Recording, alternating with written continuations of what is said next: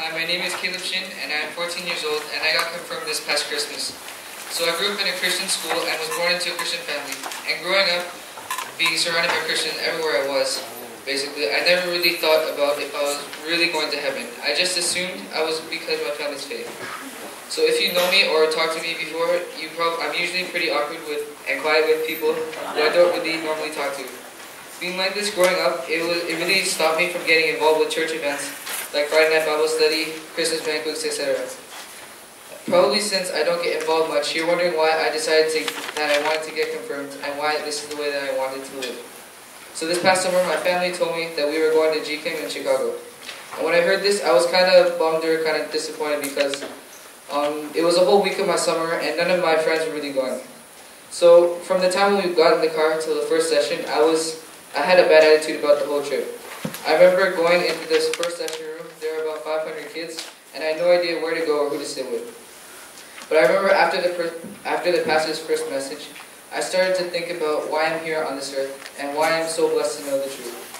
When I thought about this, I started to realize that as a disciple of Christ, I have a responsibility to do as much as I can do in my power to reach out to the unreached, lost, and the broken people of this world. Then I thought about it, and I realized it was kind of hard for me to do that because everywhere in my life I was been surrounded by Christians. Now this year I'm starting to see that this is a blessing, but it also can be a great barrier to learn more and more about God. It is a great blessing because most of my friends and family are all Christians, so I can share any of my spiritual problems or hardships with them. At the same time, it's very easy for me to overlook these sermons and messages and to just fall asleep in sermons or not pay attention. But I've heard the message so many times already.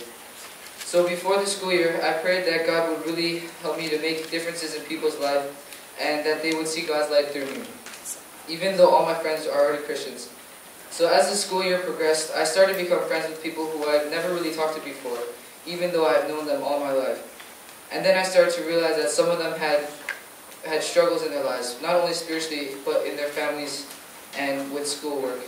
So when I started to talk to these people, I saw God opening a door that I know for a fact that only He could have opened. I prayed that God would not let me pass up on this opportunity to share what I've learned in this past summer in Chicago. From this, I have learned that if you don't doubt God and if you trust that He is all-powerful, He will answer your prayers.